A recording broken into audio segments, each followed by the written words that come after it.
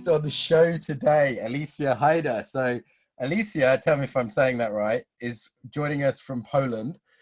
She works with Breath-work. She was a big success on our breath day that we did for the Embodiment Conference. Probably got the best feedback of anyone, despite there being some really famous names there. Also, I just like her vibe. It's very practical. You know, she works with people with cancer and other kind of serious illnesses. So she's on the front lines, as it were, and just has a fun sense of humor, very pragmatic. So super happy for you to join us today. Welcome.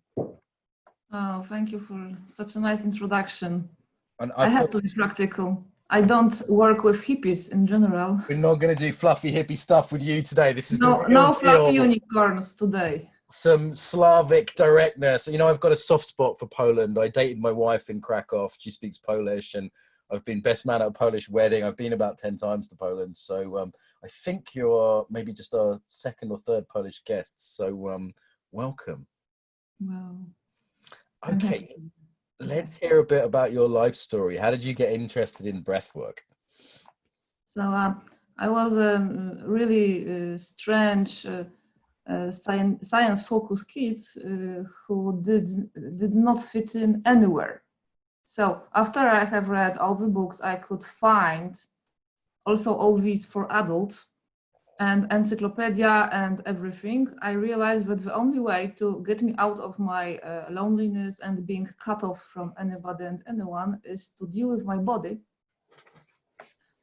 And I wanted to find something that will release my attention and my feeling of alienation. I was 14 at that time.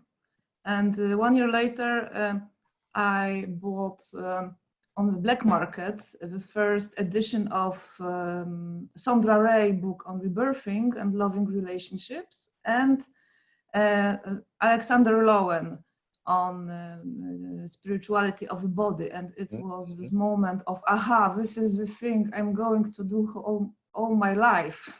So that's how it started. Now, I would never ask a Polish lady her age, but I'm guessing the Iron Curtain was still sort of up at this point.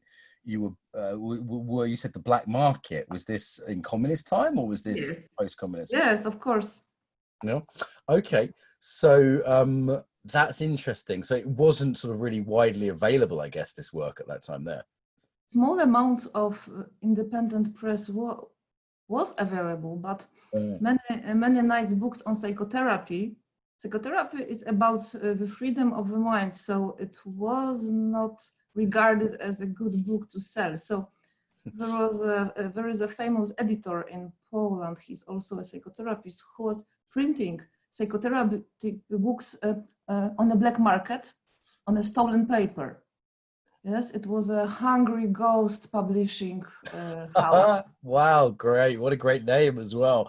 I'd love to be published on stolen paper. The Irish rogue in me likes the idea of being published on stolen paper. Yeah. So that was the end of communism, yes? And the book of Alexander Lowen was released legally in 1991, so 2 years later. Right. So you're this sort of strange geek, and you've discovered this underground embodied therapy, body work. Yes. I kept on buying everything from esoterics, astrology, everything that could give me any glimpse into the human mind. So when I found bodywork, I realized this is it. Okay. No mental constructions, philosophies will help me, mathematics will not help me, physics, anything. So I was in a contact with certain esoteric groups at that time, and they told me that there is a secret breathwork yoga center in the middle of nowhere in Poland. Okay. So my mother packed me up because I was underage at the time, and she drove me up there, and later she also became interested. But it was nice. It was a connection of process-oriented psychology with rebirthing breathwork. It was 1993, so it was 2 years later. Until that time, I did all the courses I could have, like Silva method, everything I could get. Yeah, because normal psychotherapy was available at psychiatric ward. there were several Gestalt schools, but not for teenagers.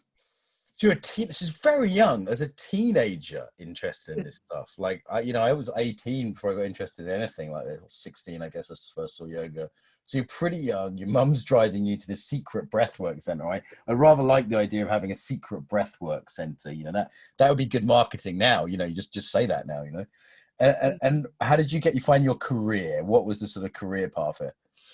Okay, I realized that I am a weirdo or a nerd, as you could say. Or maybe I'm not totally neurotypical. So I can't accept saying just breathe love and everything will be all right. Yeah. Forgive everyone and you will be healthy. Hug a lot of people and you will get used to it. Oh, that was the worst part in rebirthing breathwork. Too much hugging for you, yeah? Too much hug. I can't think about it. I can't even think about it. Now I'm better with hugging. But at that time it was difficult. So I have met a lot of new age ideology of inner child. Yeah. Which drove me very angry, because basically I'm getting very angry when I feel threatened or manipulated. So I needed science, and I realized that breathwork will soon be over if there will be no wider mindset. So I joined Jagiellonian University. It was quite difficult to get in, 17 people per one place. And they gave us intelligence tests to get in. So definitely I'm not stupid. And later on, academic psychology, it is academic psychology, so it's pretty boring. But psychotherapy courses were just starting in Krakow. So students were invited. Now, today, students cannot start full psychotherapy course, but at that time it was possible. So I started somatoanalysis from Strasbourg. We were going to Strasbourg for 2 weeks every year, and teachers were coming to Krakow. And I started process-oriented psychology by Arnold Mindell, because this approach helped me a lot to be non-judgmental, non-dogmatic, to feel the body without feeling that something must be felt in a certain way to be right. Yeah, right, really right. Nice free movement, authentic movement. So that was my way. And later on, I realized that psychology is limited. And at that time, at 24, I started working as an oncology clinic in Gliwice. This cancer is patients, yeah. Cancer patients. This is a large center now. And at that time, it was the same. We have about 600 beds. So imagine. It's a lot of people. A lot of people. And I was the only psychotherapist. Young psychotherapist who has just got back from her friend's training. So I slowly introduced bodywork, a couple of minutes here, a couple of minutes there. It was very strange for everyone. I showed everyone my breathwork research. It was my master thesis. Okay. Breathwork research.